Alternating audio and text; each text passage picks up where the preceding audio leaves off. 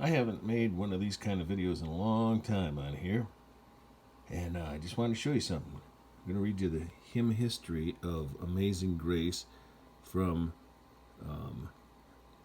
none other than its writer, which you all know who that is, John Newton. And I'm going to sing you the song at the end, but actually I was going to show you something here. It's that this song has different verses. Well, at least in this one here, it has one verse that's different.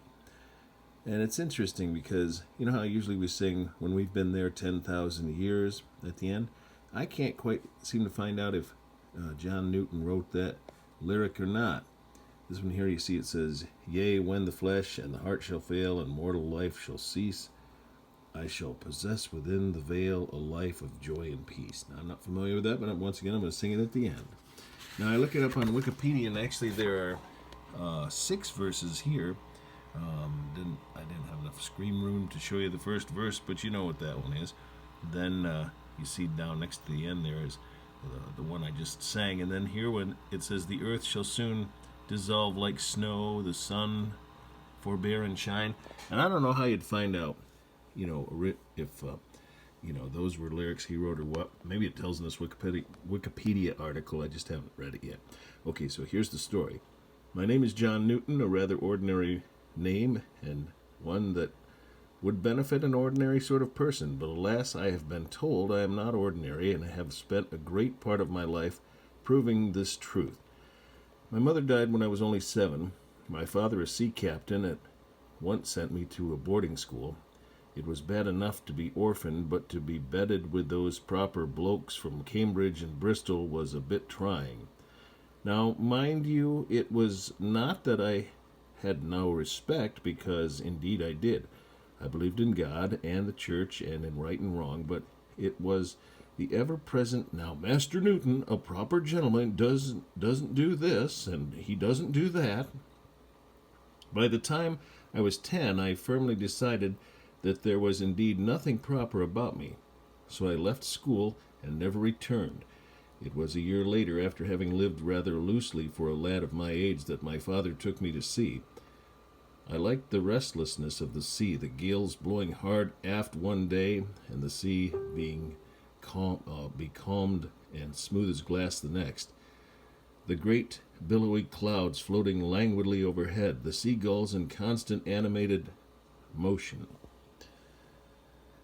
I found my special place behind the casks of fresh water, but I couldn't remain still for long, and when the ship docked in strange ports, I was the first to leave and the last to return. Once at Marcellus, I missed the ship and remained in this exciting port until Father picked me up on his return from Genoa. But Father was a good captain. He understood boys, and he knew that although my name was John, I was not an ordinary boy. I believe it was May or June, at any rate.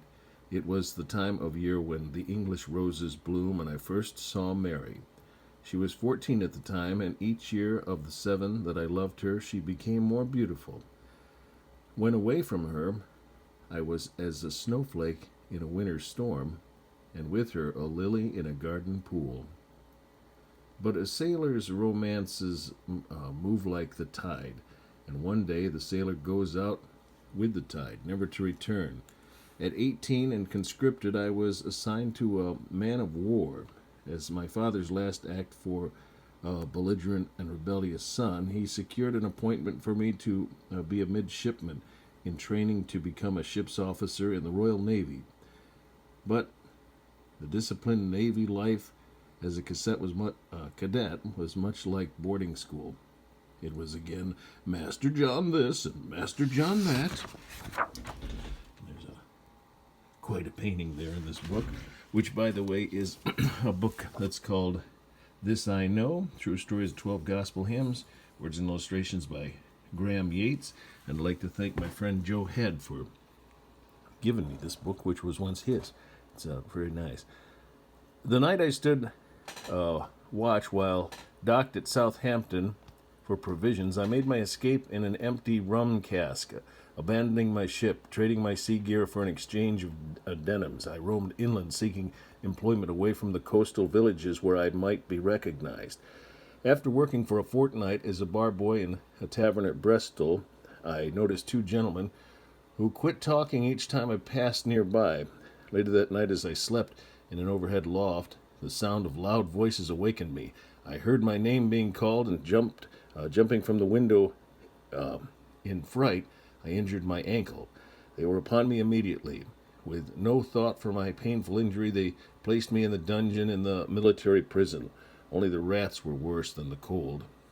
It was with haste that I tried and sentenced to be publicly whipped. I was tried and sentenced. The pain was unbearable, but the humiliation was even more demeaning. In my agony, I thought I saw Mary staring at me with no recognition in her eyes. It might have been a hallucination, I'll never know. It was a practice in the Navy to reduce a reprimanded midshipman to ordinary seaman, but the lieutenant in charge said I was not worthy even of this, so they exchanged me to a slave ship bound for Africa. Resentment overcame me. I was a cruel master to the black slaves, beating them unmercifully. My language was foul, my thoughts profane. I seemed to spend my entire time creating misery and discomfort for all those about me. Perhaps these qualities were found desirable on a slaver because a promotion to first officer was forthcoming, and then to ship's captain. My reputation as a cruel master was fast established. I took pride in this recognition, but in my self-indulgence my vulnerability must have surfaced.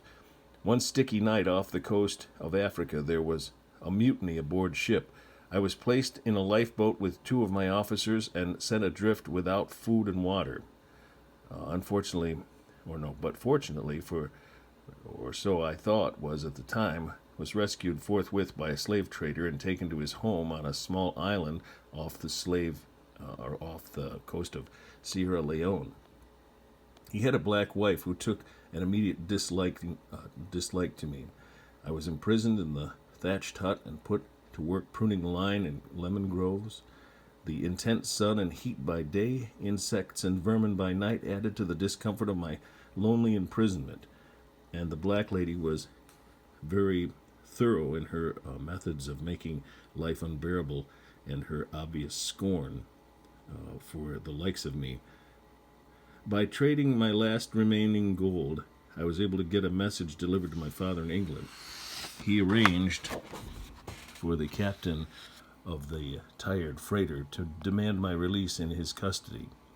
The ship sailed down the coast of Africa across to Brazil and was returning to England when it was hit by a violent tropical storm. For 2 hours I manned the pumps. The mainmast broke. For 3 more hours I pumped. A lifeboat came loose. 4 hours. Only one lifeboat was left. 5 hours. The sailor next to me washed overboard and was lost. I couldn't swim. I could only pump. 6 hours, 7 hours, 8 hours, and then it was noon. The storm subsided. The sun broke through on a calm sea. I collapsed from exhaustion and thanked God for his amazing grace in sparing my life. Now at the age of 82, I look back over my ministry of the past 43 years in the Church of England and remember the turning point during that great storm, how the storm without and the storm within me subsided. I remember writing the hymn Amazing Grace in 1779. My memory is nearly gone, but I remember 2 things: that I am a great sinner and that Christ is a great Savior. Amazing grace, how sweet the sound that saved a wretch like me. I once was lost, but now am found, was blind, but now I see. 'Twas grace that taught my heart to fear, and grace my fears relieved. How precious did that grace appear the hour I first believed.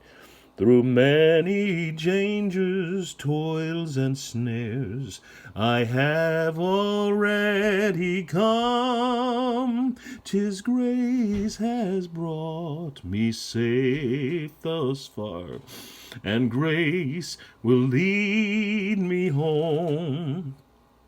The Lord has promised good to me.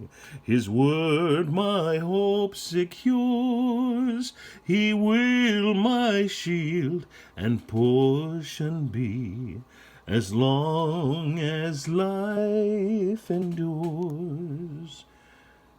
Yea, when this flesh and heart shall fail, and mortal life shall cease,